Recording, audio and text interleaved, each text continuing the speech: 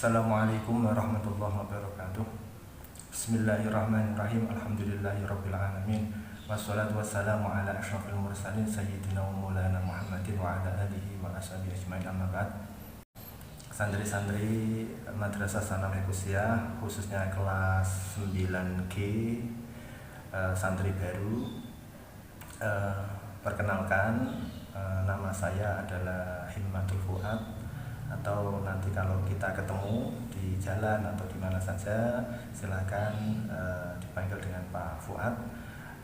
Dalam setahun ke depan ini insya Allah saya akan mendampingi kalian dalam belajar Nahwu Jurumiyah. Dalam mempelajari Nahwu Jurumiyah, kita akan menggunakan buku atau kitab panduan yang bernama Al-Kifayah ala Tarjamatul Jurumiyah, terjemah dari Nahwu Jurumiyah.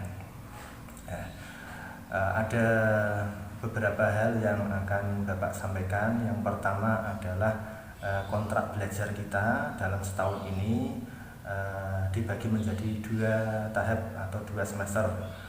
Masing-masing semester kalian ada kewajiban yang harus dipenuhi, yaitu yang pertama harus mengikuti ulangan harian, kemudian ada yang namanya ulangan tengah semester dan ulangan semester.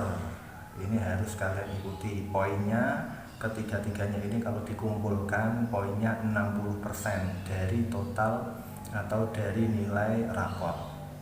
Yang 40%-nya nanti saya ambil dari ulangan atau ujian praktek menghafal.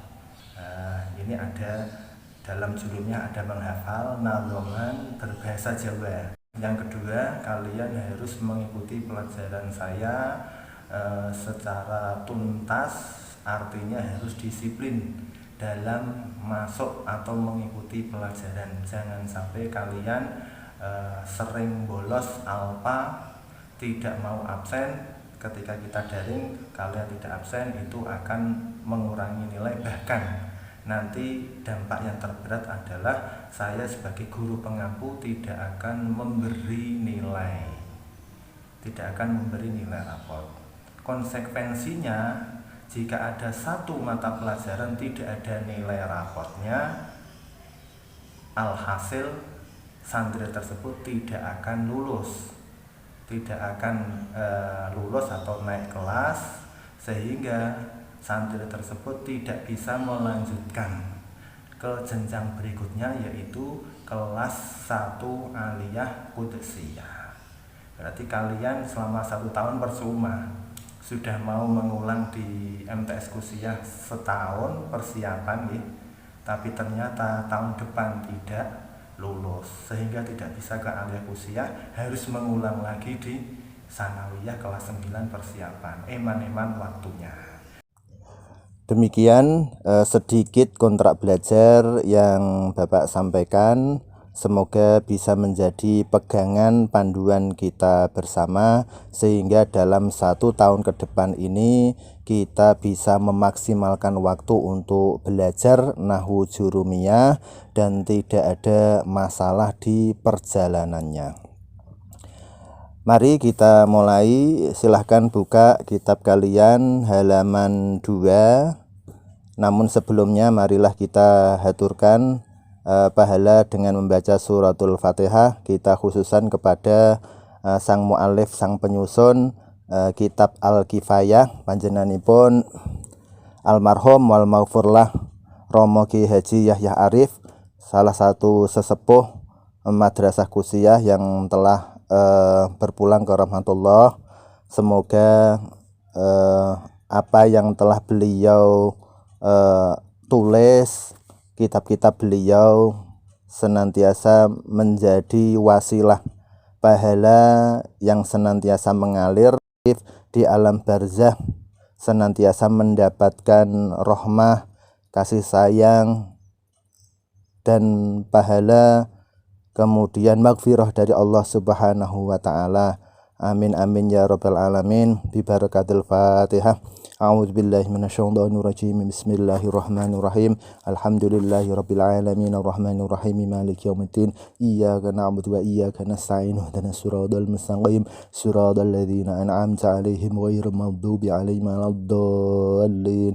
Rabbighfirli wa liwalidayya wa lil mu'minina amin. Al-kalamu huwal lafdzul murakkabul mufidu bil wad'i.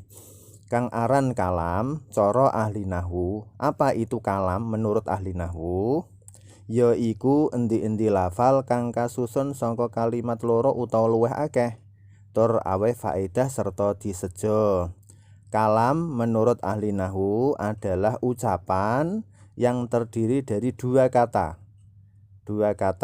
atau lebih yang mempunyai maksud atau faedah, bisa difahami dan memang sengaja diucapkan. Contoh yang pertama, koma bakron. Ada ucapan koma bakron. Mari kita perhatikan, koma bakron terdiri dari dua kata, koma dan bakron.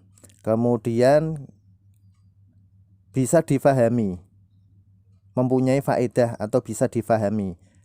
Saya sebagai pendengar tentunya paham bahwa ada orang yang bernama Bakar itu berdiri. Kemudian ucapan itu disengaja. Alias tidak ngelindur. Kemudian contoh yang kedua, Khalidun naimun. Khalid tidur. Mari kita lihat, ada ucapan Khalidun naimun, berarti sudah memenuhi syarat. Yang pertama ada ucapannya, yaitu Khalidun naimun. Yang kedua tersusun dari dua kata, Khalid dan naimun. Yang ketiga memberi faedah atau bisa difahami maksudnya. Kita tahu dari lafal tersebut, dari ucapan tersebut, bahwa ada orang yang bernama Khalid adalah orang yang sedang tidur. Kemudian syarat yang keempat adalah disengaja untuk diucapkan. Berarti kesimpulannya Khalidun naimun merupakan kalam. Santri-santriku semuanya, demikian materi tentang kalam telah kalian pelajari. Ciri-cirinya juga sudah kalian pahami. Yang pertama tadi apa? Syarat atau ciri-ciri kalam harus berupa lafal. Yang kedua tersusun dua kata atau lebih. Yang ketiga harus bisa difahami maksudnya. Yang keempat ada unsur kesengajaan dalam pengucapan kalam tersebut. Demikian, silahkan dipelajari secara berulang-ulang. Bapak akhiri dengan doa semoga kalian semua mendapatkan ilmu yang barokah dan manfaat fiddin wa dunya wal akhirah. Amin amin ya rabbal alamin. Akhirul kalam. Assalamualaikum warahmatullahi wabarakatuh.